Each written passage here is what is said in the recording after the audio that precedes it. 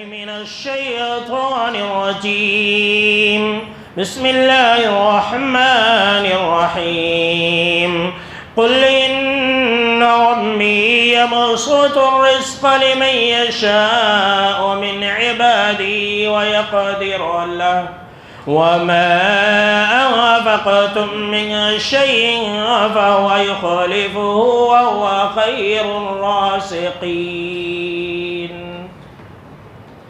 اولاً تمام قسم کی تعریفات، حمد و ثنا، عصمت، بڑائی و کبریائی، یکتائی و تنہائی، بادشاہی و شہنشاہی وحدہ لا شریک، خالق کائنات، مالک ارض و سما کے لیے لائق اور سبا ہے.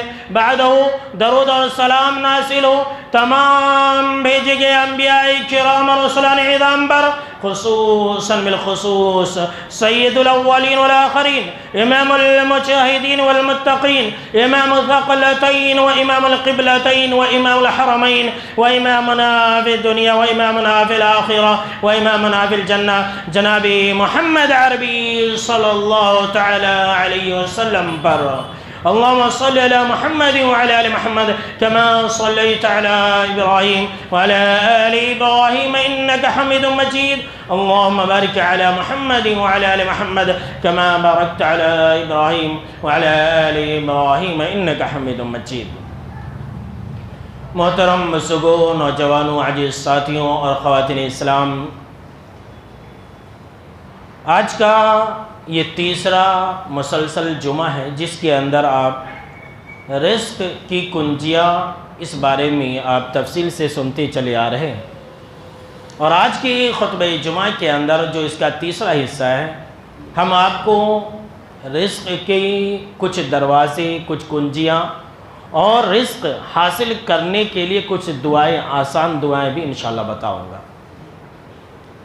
اس سے پہلے آپ نے بہت کچھ سنا اور جانا ہے کہ ہم رزق کیسے حاصل کریں. جن چیزوں کے ذریعے ایک انسان کو رزق حاصل ہو سکتا ہے، اس میں سے ایک سب سے اہم چیز حج اور عمرہ ہے. حج اور عمرہ کرنا ایک ایسی چیز ہے جس کی وجہ سے رزق میں اضافہ ہوتا ہے. ترمذی شریف کی بالکل ہی صحیح روایت ہے، حضرت عبداللہ بن مسعود رضی اللہ تعالیٰ عنہ راوی حدیث سے کہتے ہیں کہ آپ صلی اللہ تعالیٰ علیہ وسلم نے فرمایا کہ تم لگاتار حج اور عمرہ کرتے رہا کرو. اب آج کل تو ہم اور آپ لگاتار حج نہیں کر سکتے ہیں، کم سے کم 5 سال ایسا ہونا شاید، لیکن عمرہ آپ کر سکتے ہیں اگر اللہ نے طاقت دی ہے تو. آپ صلی اللہ تعالیٰ علیہ وسلم نے فرمایا کہ تم لگاتار مسلسل حج اور عمرہ کرتے رہا کرو، اس لیے کہ یہ دونوں چیزیں، یعنی کہ حج اور عمرہ، یہ دونوں چیزیں گناہ کو اور غریبی اور فقیری اور محتاجی کو، دو چیزیں گناہ کو اور غریبی اور فقیری اور محتاجی کو ایسی دور کر دیتی ہے جس طرح سے آگ کی بھٹی لوہے کے میل اور کچیل کو صاف کر دیتی ہے. اللہ اکبر. آپ نے آگ کی بھٹی دیکھی ہوگی، اگر آگ کی بھٹی کے اندر لوہا نہیں تو چھوڑیے زیور کو آپ نے دیکھا ہوگا. بہت سارے یہاں پر سونار لوگ بیٹھے ہوئے، ہم اور آپ جانتے ہیں کہ اگر سونا میلا کچیلا ہو جائے، یوز کرنے کے بعد کالا ہو جاتا ہے، اگر اس کے اندر اگر اس سونے کے زیور کو آگ میں رکھ دیا جائے تو بالکل پھر نیا ہو جاتا ہے. تو ٹھیک اسی طرح سے آپ صلی اللہ تعالیٰ علیہ وسلم نے فرمایا کہ حج اور عمرہ کرنے سے ایک انسان کے گناہ بھی جھڑ جاتے ہیں، بالکل ایسے ہی وہاں سے واپس لوٹتا ہے جیسے کہ وہ ابھی ماں کے پیٹ سے پیدا ہوا، اور غریبی اور فقیری کا بھی خاتمہ ہوتا ہے. تو اگر ہم اور آپ یہ چاہتے ہیں کہ اللہ رب العالمین ہمارے رزق میں اضافہ کر دے تو وقتاً فوقتاً ہم اور آپ عمرہ کرتے رہا کریں. بہت افسوس ہوتا ہے کہ کتنے ایسے لوگ ہیں کہ اللہ نے ان کے پاس طاقت دیا ہے، وہ چاہے تو بار بار عمرہ کر سکتے ہیں لیکن زندگی میں ایک بار بھی عمرہ کو نہیں چاہتے. اگر اللہ نے طاقت دیا تو پہلی فرصت میں جائیے، پتہ نہیں انسان بیمار ہو جائے. یہ حج کے بارے میں آپ صلی اللہ تعالیٰ علیہ وسلم نے کہا ہے کہ اگر تمہارا ارادہ ہے حج کرنے کا تو جلدی کر لو، کیا پتہ کوئی عذر آ جائے، سواری گم ہو جائے، یا انسان بیمار پڑ جائے، اچانک مر جائے، کچھ بھی ہو سکتا ہے. تو آپ صلی اللہ تعالیٰ علیہ وسلم کا یہ فرمان یاد رکھ لیجئے، اور اگر اللہ نے طاقت دیا تو عمرہ کر لیجئے. دوسری چیز آج کے خطبہ جمعہ کے اندر جس کے ذریعے ایک انسان کے رزق میں اضافہ ہوتا ہے وہ ہے اللہ کی راہ میں خرچ کرنا۔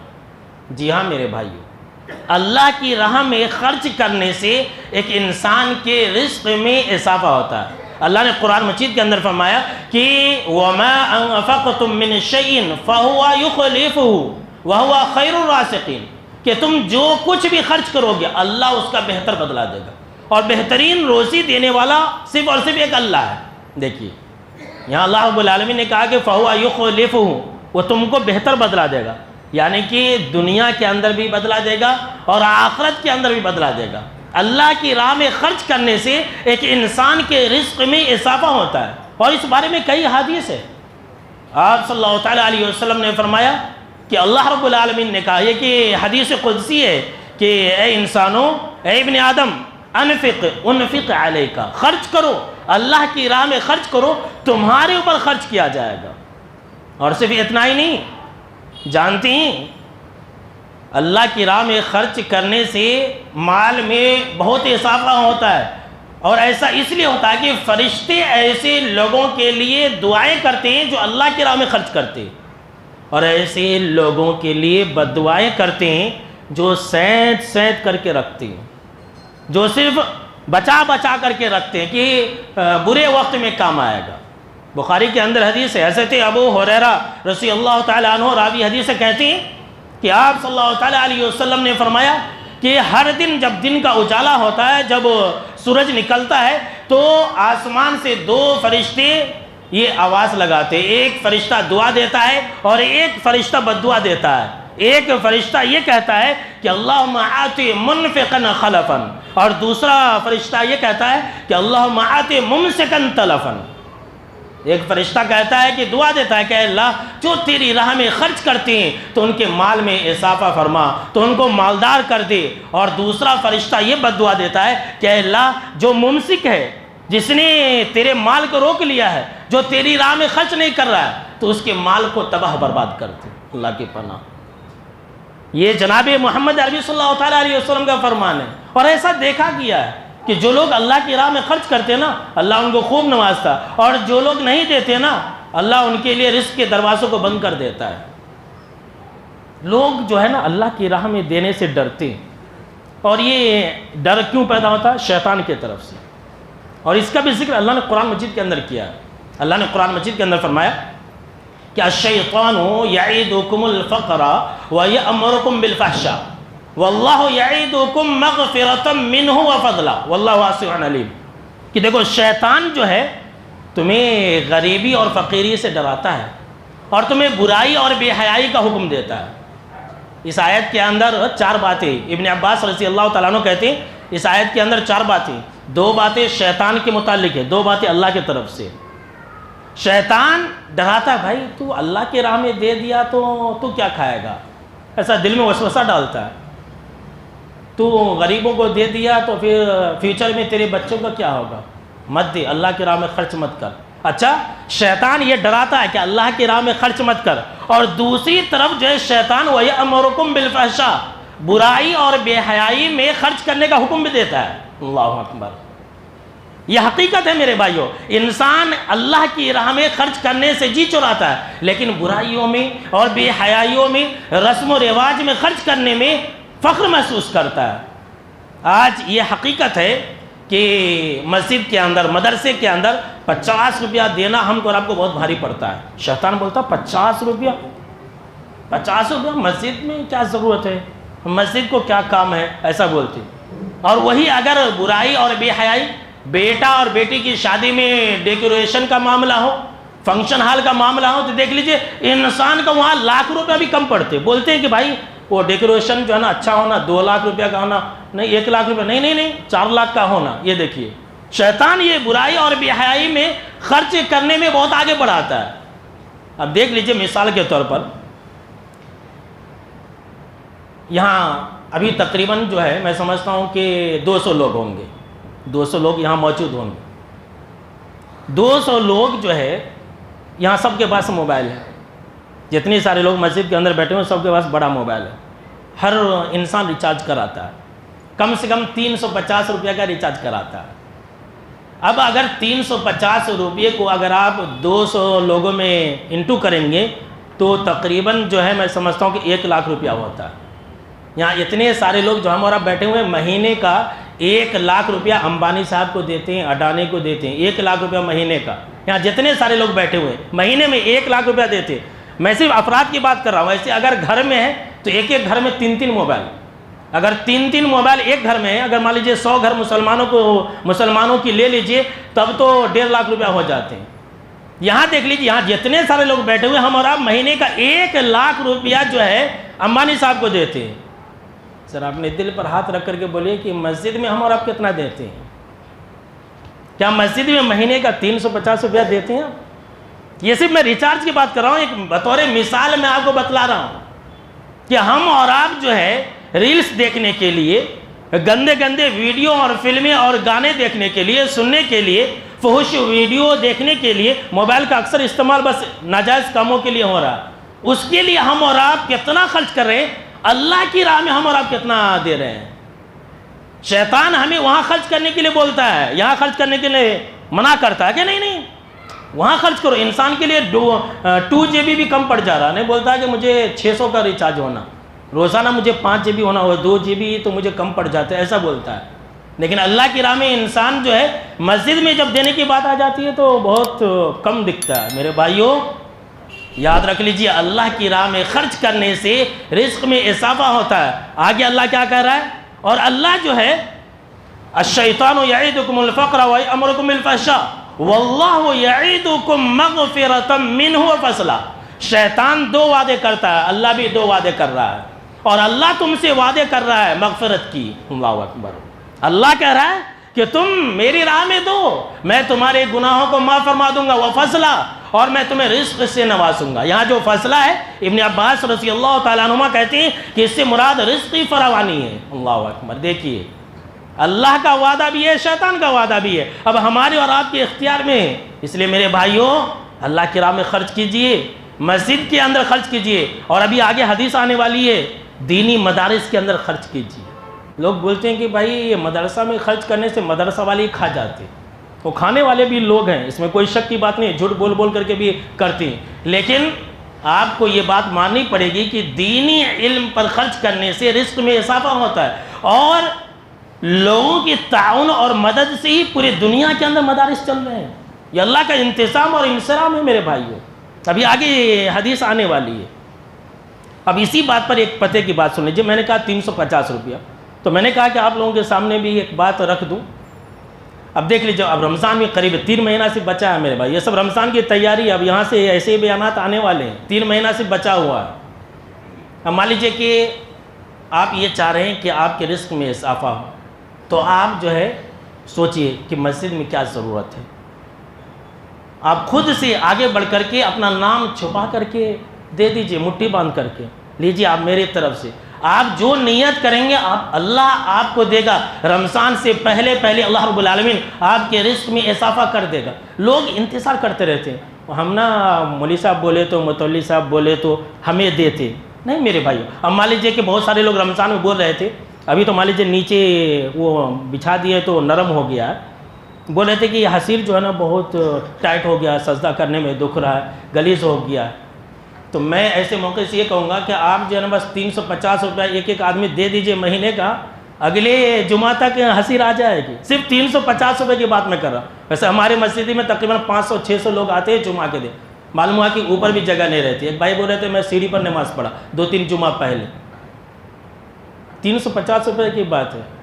اب دیکھ لیجئے، یعنی کہ یہاں پر آپ کو شیطان وسوسہ ڈالے گا، مسجد کی پراپرٹی ہے، کتنا انکم ہے، دینے کی کیا ضرورت ہے، ایسا بولیں گے نہیں میرے بھائیو، شیطان دلاتا۔ اللہ ہم سے یہ وعدہ کر رہا ہے کہ آپ جو ہے اللہ کی راہ میں خرچ کرو، اللہ تمہیں بہتر بدلا دے گا۔ تو اس کے لیے کوشش کریں گے کہ نہیں کریں گے؟ یعنی کہ میں آپ کو ایک مثال دے، یہ نہیں آپ سوچیں کہ مولوی صاحب فقط یہ بول رہے ہیں، یہ اس میں آپ کے لیے بھلائی ہے، دنیا کی بھلائی ہے اور آخرت کی بھلائی ہے میرے بھائیو۔ تو خیر اللہ کی راہ میں خرچ کرنے سے اللہ نے وعدہ دیا ہے کہ میں تمہاری مغفرت کروں گا اور تمہارے رزق میں بھی اضافہ کر دوں گا، اور اسی میں اللہ کی راہ میں دینی تعلیم پر خرچ کرنا ہے۔ دینی تعلیم پر خرچ کرنے سے بھی رزق میں اضافہ ہوتا ہے۔ ترمذی شریف کی روایت ہے، حضرت انس بن مالک رضی اللہ تعالیٰ عنہ راوی حدیث ہے، کہتے ہیں کہ آپ صلی اللہ تعالیٰ علیہ وسلم کے پاس، آپ صلی اللہ تعالیٰ علیہ وسلم جب باحیات تھے تو اس وقت دو بھائی تھے. ایک بھائی آپ صلی اللہ تعالیٰ علیہ وسلم کے پاس رہتا، علم سیکھتا، حدیثیں سیکھتا، قرآن سیکھتا، اور دوسرا بھائی جو ہے کاروبار سنبھالتا تھا، دوڑ دھوپ کرتا تھا، کماتا تھا. اب جو کماتا تھا وہ بھائی آپ صلی اللہ تعالیٰ علیہ وسلم کے پاس آیا شکایت لے کر کے کہ اللہ کے نبی اکرم و مکرم صلی اللہ تعالیٰ علیہ وسلم، یہ جو میرا بھائی ہے اس کو کیا کام نہیں، فقط آپ کے پاس پڑا رہتا ہے، یہ جو ہے صرف قرآن اور حدیث کی تعلیم سیکھ رہا ہے، آپ کی باتیں سننا، اور بس اس کو دنیا سے کوئی مطلب نہیں ہے، ساری اس کا جو کاروبار ہے یہ میں ہی سنبھال رہا ہوں. تو آپ صلی اللہ تعالیٰ علیہ وسلم نے کہا کہ تم ایسی باتیں کہتے ہو، جو بھائی تمہارا دینی تعلیم سیکھ رہا ہے تم اس کے بارے میں شکایت کر رہے ہو.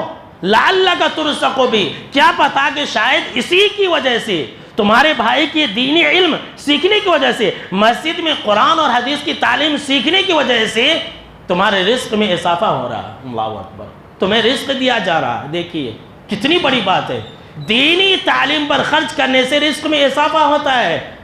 مسجدوں کے اندر مکتب چلتا ہے، آپ پریشان حال ہیں، بچوں کے اندر آپ نے مٹھائی تقسیم کر دی، دینی تعلیم کے بچوں کو آپ نے بریانی کھلا دیا. لوگ بدکاروں، فاسقوں، فاجروں کو کھلائیں گے لیکن دینی تعلیم لینے والے اور دینے والوں کو نہیں کھلائیں گے. یہ جناب محمد عربی صلی اللہ تعالیٰ علیہ وسلم نے کہا ہے کہ آپ بتا کہ شاید اسی کی وجہ سے تمہارا کاروبار چل رہا ہے، تم جو اتنا کما رہے ہو یہ دینی تعلیم اپنے بھائی کی وجہ سے جو دینی تعلیم سیکھ رہا ہے. اللہ اکبر. تو ایک تو ہے اللہ کی راہ میں خرچ کرنا، اور ایک ہے دینی تعلیم پر خرچ کرنا، اس سے رزق میں اضافہ ہوتا ہے. لیکن لوگ جو ہے دینی تعلیم پر خرچ نہیں کریں گے، جو خرچ کریں گے اس کا نام رکھیں گے. کیا سب لوٹ کر کے کھا رہا ہے، سب اپنا جیب بھر رہا، پراپرٹی بنا رہا ہے، ایسا لوگ بولتے ہیں. ویسے بھی ہے، ایسی بات نہیں ہے، لیکن اکثر ایسے نہیں ہے میرے بھائی، یاد رکھ لیجیے. یہ اللہ رب العالمین کا انتظام اور انصرام ہے کہ دینی تعلیم کا سلسلہ بس ایسے ہی چلتا ہے، اور اللہ رب العالمین دیتا بھی ہے، خوب نوازتا ہے. تو لوگ دینی تعلیم کے لیے جتنا دیتے ہیں نا، اللہ ان کو اور دیتا ہے. اللہ کی راہ میں اور ایک چیز ہے، یہ تو دینی تعلیم ہو گئی. اب سنیے ذرا، دل تھام کر کے سنیے، اور اپنے ایسے رشتہ داروں کو تلاشیے. وہ کیا ہے جانتے ہیں؟ غریب اور کمزور لوگوں کو تلاشنا، ان کے ساتھ حسن سلوک کرنا. اللہ اکبر. جی ہاں میرے بھائیو، آج غریب رشتہ دار کو ہم اور آپ پہچانتے نہیں ہیں. جو کمزور رشتہ دار ہے ہم اور آپ اس کو اپنے دسترخوان پر نہیں بلاتے ہیں، اپنے فنکشنوں میں ان کو نہیں بلاتے، جبکہ جانتے ہیں جناب محمد عربی صلی اللہ تعالیٰ علیہ وسلم نے فرمایا، ابو داؤد کے اندر بھی یہ حدیث ہے اور بخاری کے اندر بھی یہ حدیث ہے، حضرت ابو دردہ رضی اللہ تعالیٰ عنہ راوی حدیث سے کہتی ہیں کہ آپ صلی اللہ تعالیٰ علیہ وسلم نے فرمایا کہ تم لوگ غریبوں اور فقیروں اور مسکینوں کو، سماج اور معاشرے کے اندر جو کمزور طبقہ کے لوگ ہیں ان کو میرے لیے تلاشو. اس لیے کہ آپ صلی اللہ تعالیٰ علیہ وسلم نے فرمایا کہ تمہیں جو رزق دیا جاتا ہے، تمہاری جو مدد کی جاتی ہے، وہ تمہارے درمیان میں کمزور جو لوگ ہوتے ہیں ان کی وجہ سے. اللہ اکبر.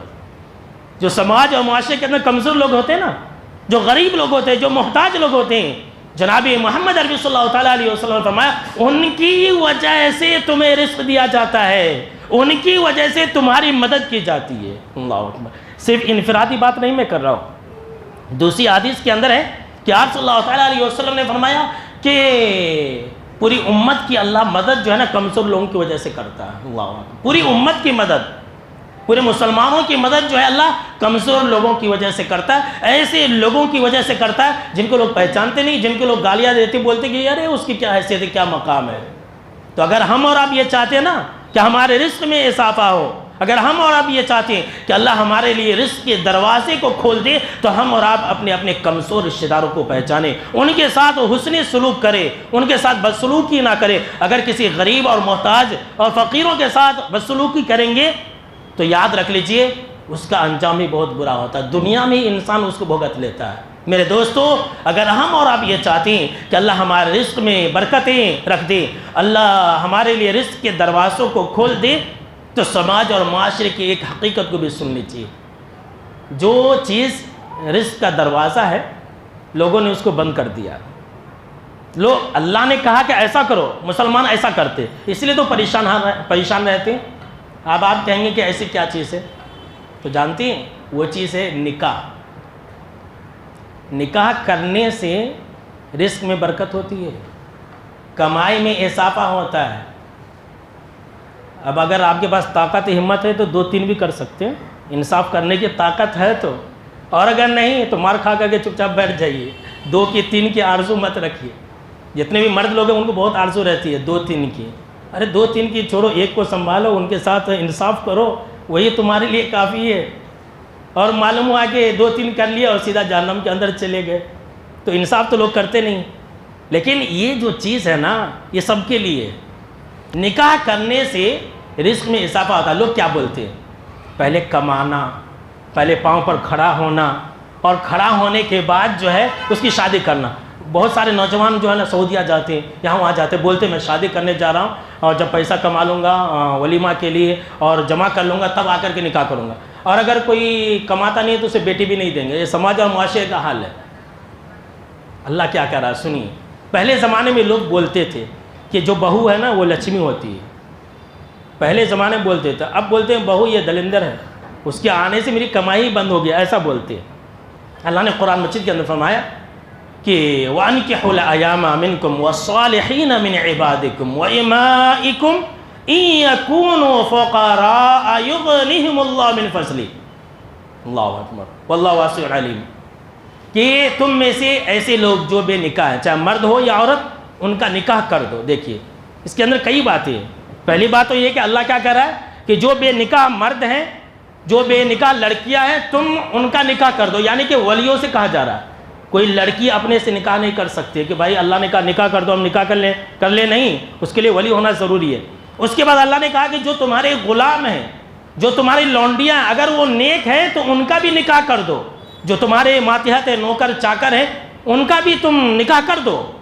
آگے اللہ فرما رہا ہے اِن یکونوا فقراء یغنیہم اللہ من فضلہ، اگر وہ غریب ہوں گے، اگر وہ فقیر ہوں گے تو اللہ اپنے فضل سے ان کو مالدار بنا دے گا۔ اللہ اکبر۔ دیکھیے یہ نکاح ایک ایسی چیز ہے کہ نکاح سے زندگی میں برکت آتی ہے، نکاح سے انسان کی کمائی میں اضافہ ہوتا ہے۔ یہ بیوی رحمت ہے، برکت ہے، جی ہاں سن لیجئے، اس کی وجہ سے کمائی میں برکت ہوتی ہے۔ اب بہت سارے لوگ دل میں سوچ رہے ہوں گے کہ مولوی صاحب تو قرآن سنا رہے ہیں لیکن میں جب سے شادی کیا ہوں تب سے پریشان رہتا ہوں، ایسا بول رہے، ایسا سوچتے رہیں گے۔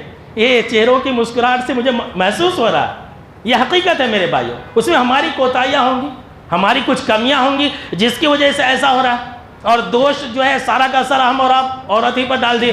یہ عورت ایک ایسی چیز ہے، یہ خاتون ایک ایسی چیز ہے، جب وہ عرس بن کر کے گھر میں آتی ہے نا تو اپنے ساتھ رزق لے کر کے آتی ہے، روزی روٹی لے کر کے آتی ہے، برکت لے کر کے آتی ہے، رحمت لے کر کے آتی ہے۔ یہ اللہ نے قرآن مجید کے اندر کہا ہے۔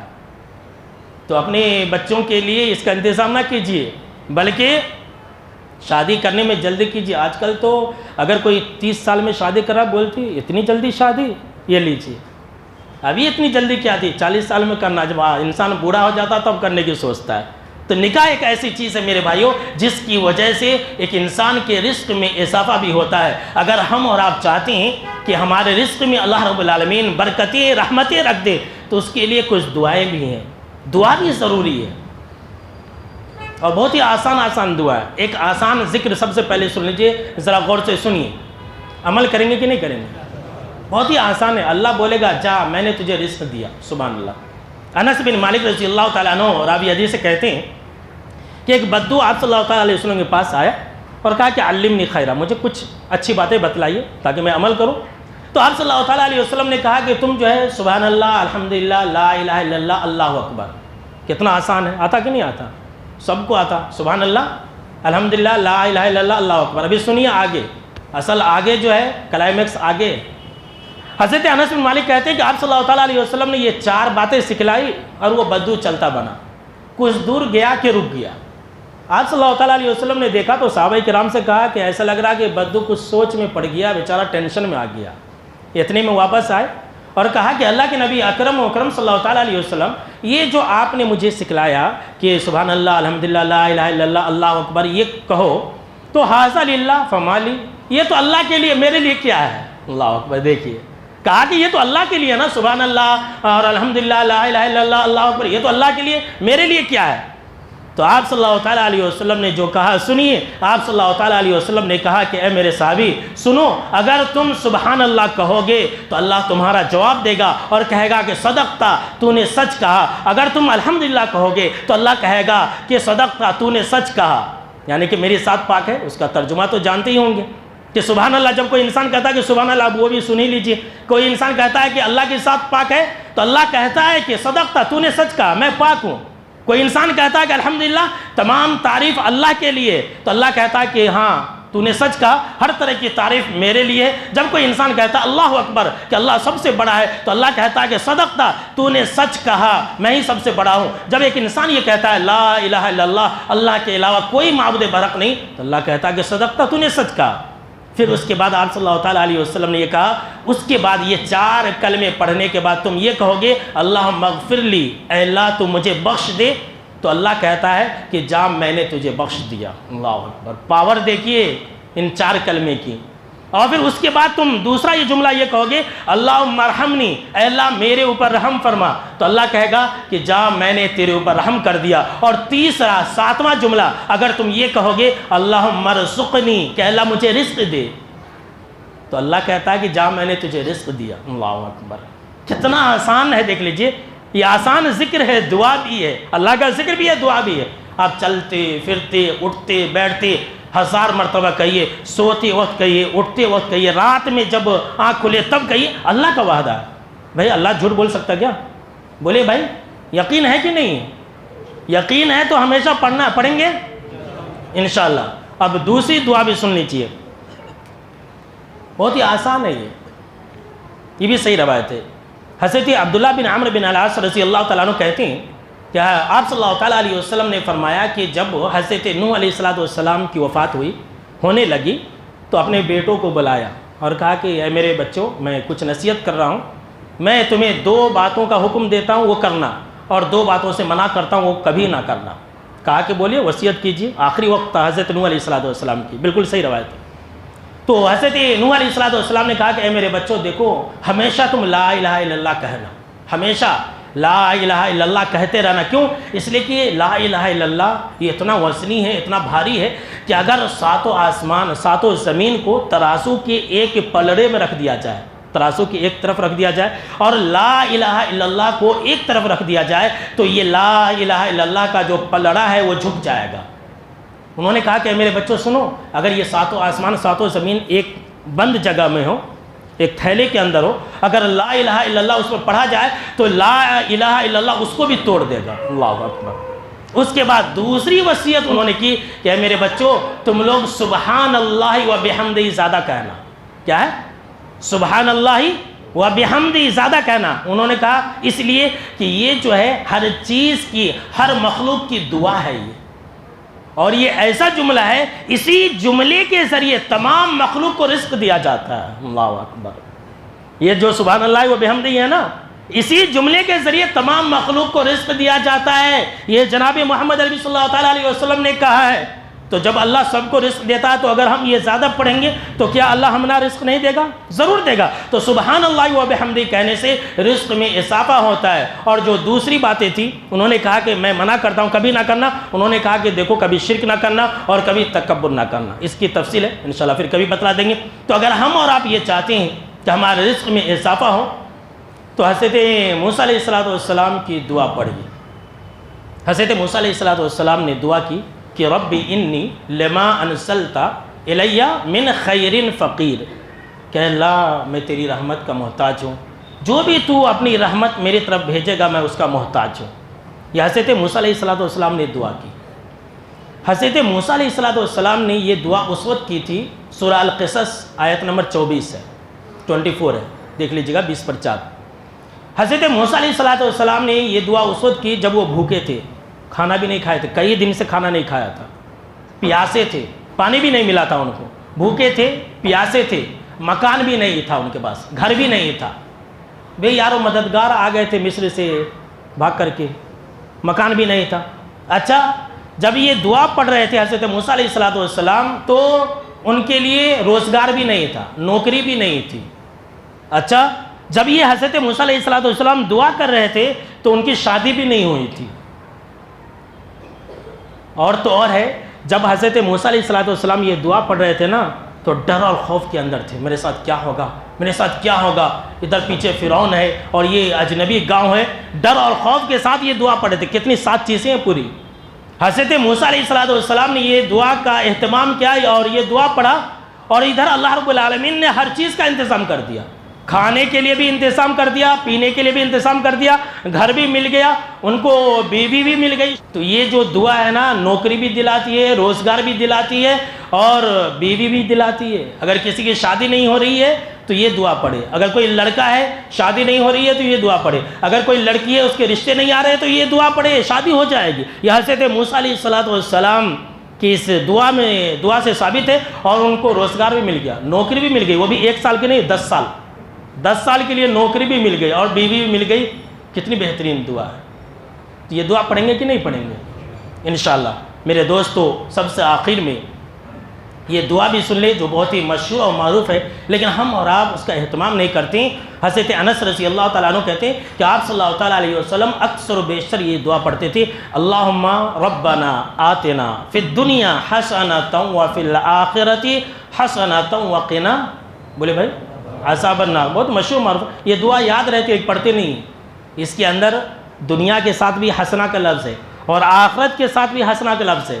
امام ابن کثیر رحمۃ اللہ علیہ کہتے ہیں کہ جو دنیا کے ساتھ بھلائی کی دعا ہے کہ اللہ تو ہمیں دنیا میں بھلائی عطا فرما اور آخرت میں بھی بھلائی عطا فرما، تو دنیا کی بھلائی سے مراد اچھا رزق ہے، کشادہ گھر ہے، اچھی زندگی ہے، مال و دولت کی فراوانی ہے، اولاد کی فراوانی ہے، یہ ساری چیزیں جو ہیں یہ مراد ہے، اور آخرت میں بھلائی عطا فرما۔